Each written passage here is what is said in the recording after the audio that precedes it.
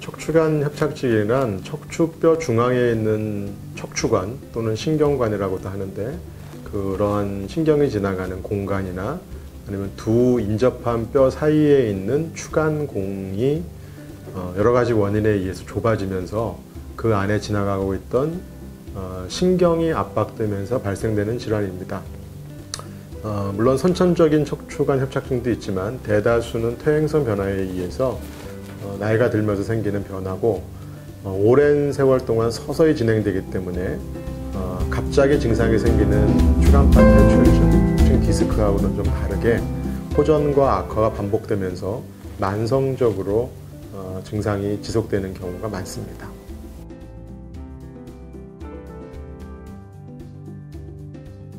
대표적인 증상은 둔부라고 하는데, 보통 환자분들이 엉치라고 하죠. 그 엉치와 다리 쪽으로의 통증, 또 무딘감, 저린감, 감각이 떨어지거나 무거움, 이런 현상이 나타나는 거고, 이런 증상들로 인해서 특히 오래 서 있거나 걸어 다니는데 제한이 생기는 게 대표적인 증상입니다. 좀 진행된 척추관 협착증 환자분들은 보통 버스 정류장 한 정거장 한 200m, 300m를 걸어가려면 한 번에 걷지를 못하고 걷다가 중간에 앉았다 가고 쉬었다 가고 하는 그런 어려움을 겪기도 합니다. 척추관 협착증은 특징적으로 주로 꼿꼿하게 허리를 세우고 서 있는 자세에서 증상이 더 심해지고, 구부정이 허리를 숙인다거나 앉는다거나 하면 통증이 줄기 때문에 일반적인 디스크 탈출증하고는 좀 차이가 있고요. 그래서 걷다가 또는 설거지 같은 거 하다가 서 있다가도 다리가 터질 듯이 아프거나 저려서 또는 무거워지면서 나도 모르게 가서 주저앉는 현상, 앉았다 가는 그런 현상이 생기는 게 척추관 협착증의 주된 증상입니다.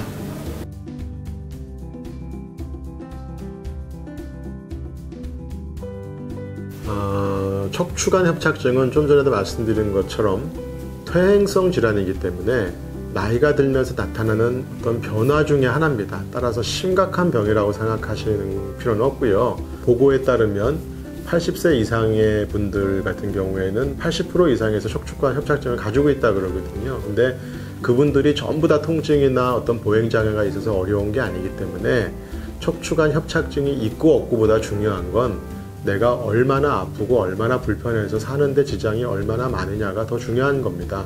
따라서 척추관 협착증이 있더라도 걷는데 지장이 별로 없고 크게 아파서 문제가 없다면 치료가 필요하지 않을 수도 있고요. 경과만 볼 수도 있고, 가벼운 정도의 통증이라면 휴식이라든가 물리치료 또는 약물치료로도 얼마든지 증상이 완화시킬 수 있겠습니다.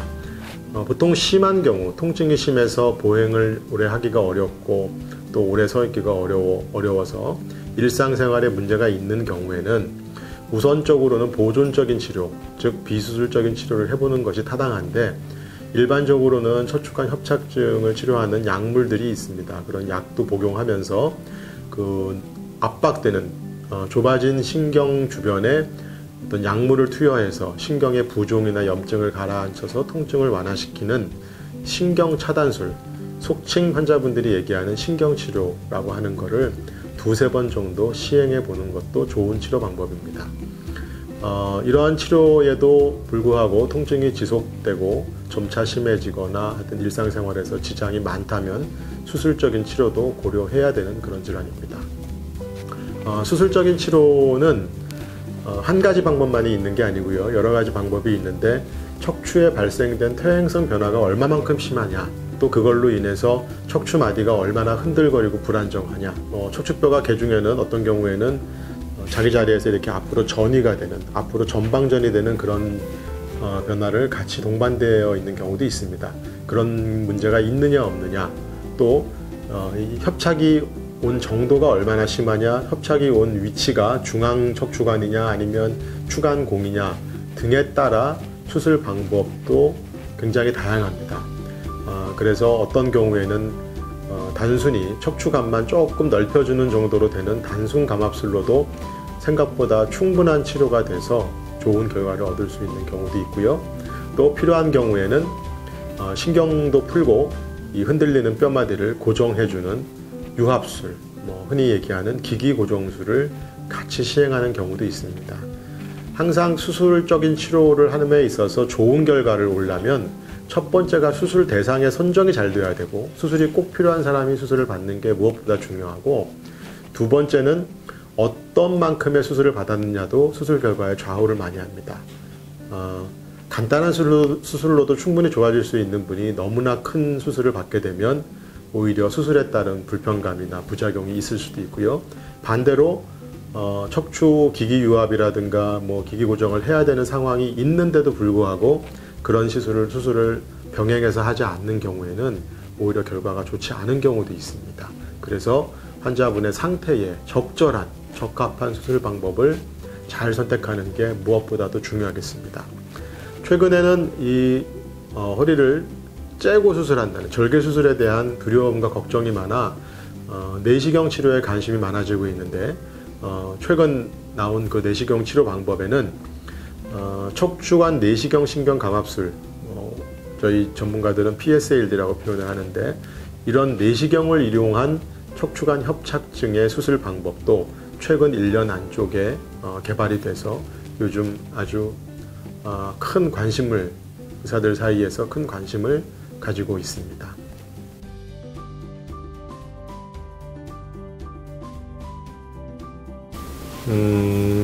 좁아진 신경관을 넓히는 수술은 보통 통상적으로 이제 미세 현미경 수술, 그래서 한 4-5cm 정도의 절개를 가하고 정상 근육을 이렇게 박리를 다 한 다음에 좁아진 신경관을 넓히기 위해서 뼈를 갈아내고 또 두꺼워진 인대를 제거하고 관절을 좀 일부 갈아내고 하는 그런 수술인데, 그런 과정을 정상 근육이나 정상 근육에 대한 손상이 없이 약 8mm 정도의 조그마한 구멍을 통해서 내시경을 삽입하고 그 내시경과 더불어 두꺼워진 인대나 뼈를 제거할 수 있는 모든 수술기구가 그 내시경 하에서 가능해서 최근에 척추관 협착증에서도 신경을 풀 수 있는 그런 내시경적인 수술 방법을 이야기합니다.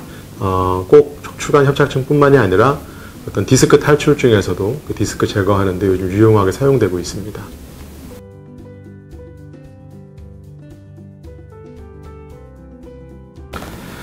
디스크 탈출증에 있어서의 내시경적인 수술은 이미 10수년 전부터 개발이 돼서 시행이 되어오고 있었던 방법입니다.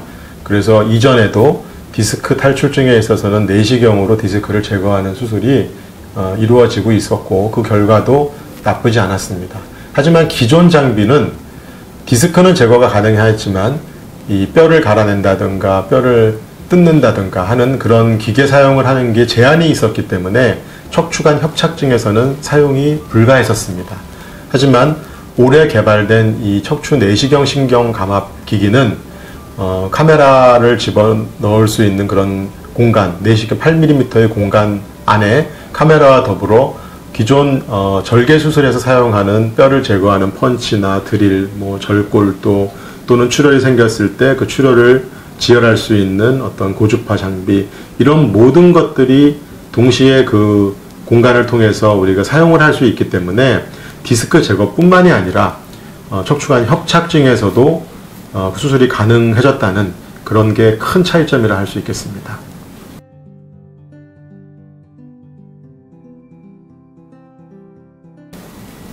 척추 내시경을 이용한 척추관 협착증의 감압 수술은 기존의 단순 감압, 즉 절개를 가하고 근육을 박리하지 않고 약 8mm 정도의 어떤 아주 작은 절개를 통해서 모든 수술이 이루어지기 때문에 정상 근육에 대한 손상이 없다는 게 무엇보다도 큰 장점입니다.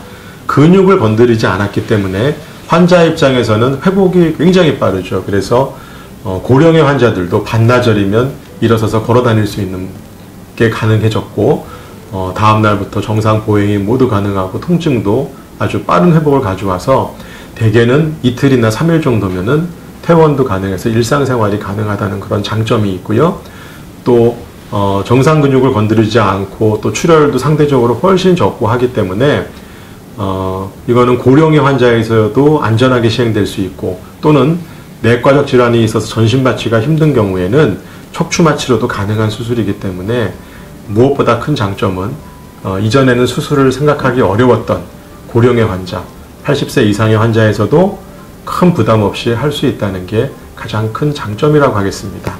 또 그와 더불어서 저희가 그 제거하는 뼈나 아니면 인대 부분을 정밀하게 카메라를 통해서 관찰을 하기 때문에 불필요한 부분은 제거를 할 필요가 없어서 수술에 따른 불안정성이라든가 정상 조직이 희생되는 것을 훨씬 더 줄일 수 있고요. 또 우리 사람 몸은 칼을 댄 자리 또는 뭐 이런 신경 주변에도 유착이 생기게 되어 있는데, 이런 내시경을 이용한 수술은 술후 유착이 훨씬 적기 때문에 만일 향후에 또 다른 수술이 이루어질 가능성이 있다 하더라도 이 유착에 따른 부담이 적어서 재수술이 훨씬 더 용이하다는 그런 장점이 있겠습니다.